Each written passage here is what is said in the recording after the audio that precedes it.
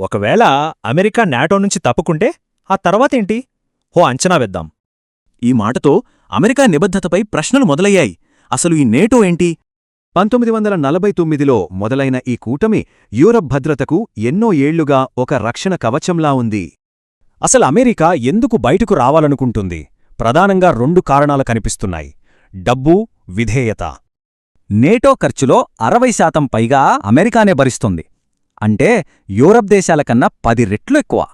చూశారుగా, ఈ ఖర్చుల తేడానే ఏళ్లుగా పెద్ద గొడవకు కారణమవుతోంది. ఇది అమెరికాకు పెద్ద షాక్. మనం కాపాడుతున్న దేశాలే మనకు అండగా నిలవలేదని వాళ్లు ఫీలయ్యారు. సరే, ఈ ఒక్క నిర్ణయం వల్ల ఒకదాని తర్వాత ఒకటి ఎలాంటి పరిణామాలు జరగొచ్చో ఇప్పుడు చూద్దాం. అమెరికా సైన్యం వెనక్కి రావడం మొదటి అడుగు.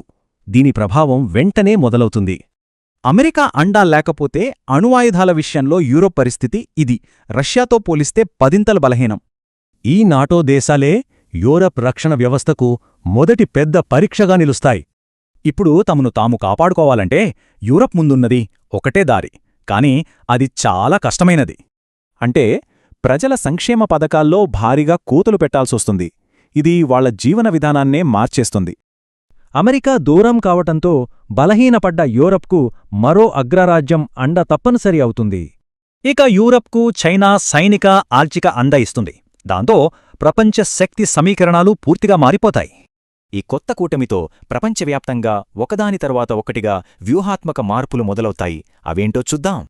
అమెరికా తన అవసరాల కోసం ముఖ్యమైన వనరులు, వ్యూహాత్మక ప్రాంతాలను దక్కించుకోవడానికి ప్రయత్నిస్తోంది. ఈ పరిణామాలన్నీ కలిసి చివరికి పలు ఖండాల్లో రాజకీయ, సైనిక ఘర్షణలకు దారితీస్తాయి. చూశారుగా, ఒకే ఒక్క రాజకీయ నిర్ణయం ఎంత తీవ్రమైన పరిణామాలకు దారితీయగలదో ఇది తెలియజేస్తుంది. మరి ఈ కూటమి విచ్ఛిన్నమైతే మనం చూస్తున్న ఈ ప్రపంచ స్థిరత్వం ఏమవుతుంది? ఇది ఆలోచించాల్సిన విషయమే.